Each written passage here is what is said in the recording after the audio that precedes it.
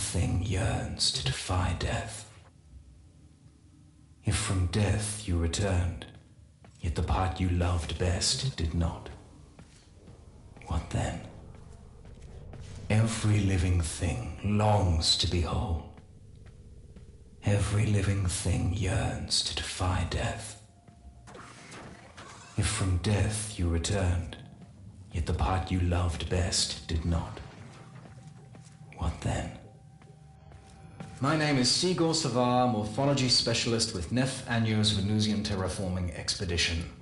I was tasked with decoding the Orokin gene record of what had once been a preserve, and reviving select specimens for study.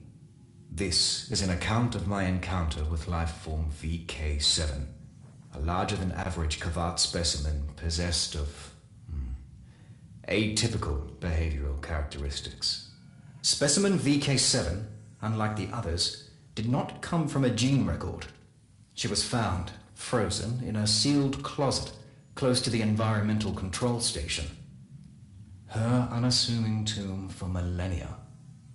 Here, then, was an intact example of Orokin-era fauna. I was Corpus, a scientist second and a businessman first. VK7, an Orokin strain Kavat of unusual size and patterning. Well, I could think of several members of the nobility who would pay a fortune for such a thing, enough to buy a handsome slice of any planetoid of my choosing. I had the corpse laid on a dissection rack, ready for a full surgical examination. Then, like any animal dreaming, the paw twitched. I glanced at the vital scanner, expecting to see some anomalous electrical reaction taking place, contracting ancient muscles, but no. What I saw there was a beating heart. I did not revive specimen VK7. Before my eyes, she willed herself back to life. It was the most beautiful thing I had ever seen. Some speak of feeling a connection to something greater than themselves, to which I laughed, as any right-thinking corpus would. Life is profit, profit is life. But in that moment, watching that animal claw her way out of death's dark pit, though I did not admit it to myself, something in me was forever changed. I found her sharp gaze unsettling. The way she would watch my every move from her cage unnerved me. When a visitor came, I would watch VK7 studying their habits. In time, she came to anticipate regular arrivals, having memorized their schedules. On the morning of my 4th shift, I entered my laboratory to find her cage door open and VK7 gone. One consequence of breathing life back into a world is unintentionally resurrecting life forms and viruses one finds less desirable. The infestation is both of those things. Reports returned of some hive sites found destroyed, and then of a large beast found at others. An animal intelligent enough to learn and react to corpus behaviors and patterns. Some claimed it had learned to measure ammunition expenditure to better attack when a target was most vulnerable. Needless to say, almost none who attacked the beast survived. This had to be specimen VK7. I left to join with a flamer team already deployed to a nearby hive. Both team and hive were dead when I arrived, killed by tooth and claw. Fearing for my life, I made to leave, and was apprehended by the sight of a low figure blocking my egress. Specimen VK7. She prowled forward from the shadow of a shattered, snow-blown hive, her paw prints red with blood. I made to open a comm channel to request assistance. VK7 growled low, and I swear this to be true, slowly shook her head. I did not make that call. She padded closer, and I saw the wound on her side. She turned that side toward me, an act of trust and a request for aid. I unpacked my field kit and carefully went to work. I did not report my experience with Specimen VK7. I could not admit why then, but now I can tell you. I felt it would have violated a trust. There I was, a morphology specialist, sworn to the Corpus Empire, and yet, for reasons entirely illogical, I placed loyalty to a wild animal above my life oath, and every doctrine that values self-interest above charity. But keep that confidence I did. I think that is why VK7 brought me the hand. Somehow, she had managed to infiltrate the facility, bypass 2 different security gates, and had gained entry to my laboratory without raising an alarm or my awareness. She held in her jaws a severed hand. Blackened, fossilized, gently, she laid it before me and, with a meaningful glance, turned, padded away into the shadows, and was gone. I analyzed the hand. What I learned that night, alone in my laboratory, would become an obsession to focus the remainder of my life.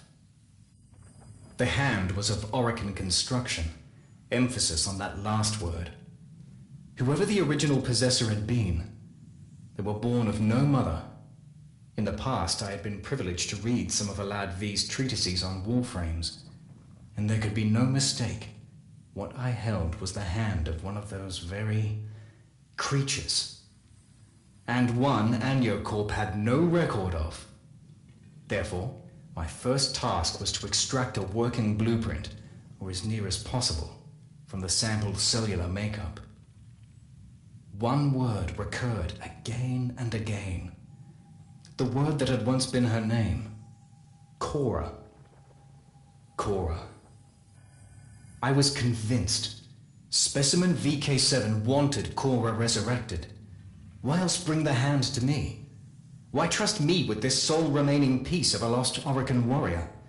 The evidence of such rich, nuanced cognition on the part of an animal. That was the real treasure here. The value of which, I knew, would be lost on my superiors. VK7 would be hunted down and, at best, captured for testing. At worst, well. Therefore, I told them none of this. To no avail. Specimen VK7 was tracked to a box canyon 4.3 clicks south-southwest of the Atmosphere Processing Station. The horror of the hives, as she had come to be known, had been deemed unworthy of study, and was to be destroyed in her lair. I positioned myself at the entrance to her cave home and waited, to doom myself in the name of some imagined ideal. My own voice screamed in my head, "What are you doing? What are you doing?" Once, not so long before, I was a man who would have sold this animal for profit. Now I stood in the freezing cold, surrendering all I had for, some would say nothing. I would say, something greater than myself. They came, picking their way through the snow, heads bowed, pushing against a numbing, slashing wind that froze skin and carried my voice to them. I begged them to stop, pleading VK7's case, with a bomb in my hand. It went about as well as you'd expect. They did not listen. Numbsol is employed, traditionally, as an animal tranquilizer, but converts to an aerosol easily enough. The canister rolled from my fingers and erupted in a geyser of brown-green gas, thrown towards the hunters by that roaring wind, bathing them. I am a better scientist than saboteur. Their respirators dealt with the numbsole as handily as every other contaminant, and I was promptly arrested. But VK7 did escape. I achieved that much.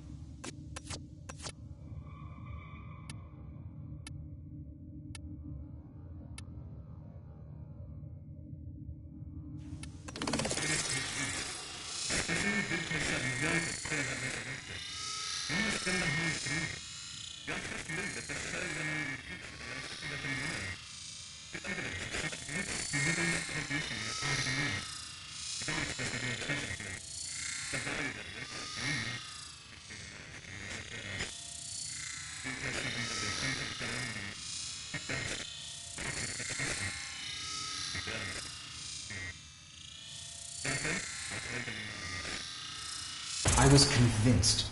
Specimen VK7 wanted Cora resurrected. Why else bring the hand to me? Why trust me with this sole remaining piece of a lost Orokin warrior? The evidence of such rich, nuanced cognition on the part of an animal. That was the real treasure here. The value of which, I knew, would be lost on my superiors. VK7 would be hunted down and, at best, captured for testing. At worst. Therefore, I told them none of this. To no avail. Specimen VK7 was tracked to a box canyon 4.3 clicks south-southwest of the atmosphere processing station. The horror of the hives, as she had come to be known, had been deemed unworthy of study, and was to be destroyed in her lair. I positioned myself at the entrance to her cave home and waited, to doom myself in the name of some imagined ideal. My own voice screamed in my head, "What are you doing? What are you doing?" Once, not so long before, I was a man who would have sold this animal for profit. Now I stood in the freezing cold, surrendering all I had for, some would say nothing. I would say, something greater than myself. They came, picking their way through the snow, heads bowed, pushing against a numbing, slashing wind that froze skin and carried my voice to them. I begged them to stop, pleading VK7's case, with a bomb in my hand. It went about as well as you'd expect. They did not listen. Numbsol is employed, traditionally, as an animal tranquilizer, but converts to an aerosol easily enough. The canister rolled from my fingers and erupted in a geyser of brown-green gas, thrown towards the hunters by that roaring wind, bathing them. I am a better scientist than saboteur. Their respirators dealt with the numbsol as handily as every other contaminant, and I was promptly arrested. But VK7 did escape. I achieved that much. The atmosphere processor wasn't made for imprisonment or interrogations, but the lack of facilities did not prevent them performing both. Bound and beaten in maintenance closet A5, I told them everything. It doomed me. Zil, the oxygen tech from Reclamation 3, had a previous career in psychological operations for some branch of the military. Therefore, he had been selected to administer to me, to interview me and, ultimately, to execute me. Barrel pressed to my forehead. Zil said he would prefer it if I did not look at him. Obliging as ever, I closed my eyes. There was a sharp crack, then nothing more. I opened my eyes. Zil lay dead at my feet, limp, throat clasped in VK7's jaws. I was Corpus no longer. Remaining on Venus would be death for both of us. We had to escape. Together we made for an automated cargo relay, one that would ferry us anonymously to the hold of a Solaris rail tractor in geosynchronous orbit and away from Venus. How well she guided me, circumnavigating patrols and security cameras. But, inevitably, my former comrades calculated our likely destination and closed in rapidly. Plasma blasts lanced the air from both sides of the hangar. I bundled myself into the nearest open conveyor, bound for orbit. A waste of time, I knew. We had reached our means of escape, but had no hope of achieving it. Troopers and mowers closed in a classic pincer movement. Sparks and near misses flashed hot against my face. In moments, our conveyance would be destroyed, and us along with it. And my only thought was heartbreak for how badly I had failed her. In that final moment, VK7 did something that will stay with me for the rest of my days. With one of her meaningful glances, the last we would ever share, she reared up and activated the conveyor. My pod's door slammed shut, and outside my viewport, she leapt toward the enemy. Before I could slap the release and free myself, the mag rails activated, and I was hauled out of the complex, skyward, and into orbit. Saved, leaving her behind. That was, well, many years ago now. I have spent my life attempting to locate Cora's remains. Contacts informed me she was found, fused but intact, within the Orican terraforming complex itself, and shipped off-world via a notorious Solaris rail agent, who subsequently vanished. I now believe, firmly, that her remains are to be found on the Eidolon Plains. I go there now, entrusting these encrypted logs to my old friend, Konzu, for safekeeping. There I shall put a lifetime of searching to rest. I have never doubted that VK7 survived Venus. And to this day, I still believe that, before I leave this life forever, I shall one day look up from my writings to find a familiar figure standing in my doorway, alongside her Kavat. I am Savah, a better man, as it turns out, than a scientist.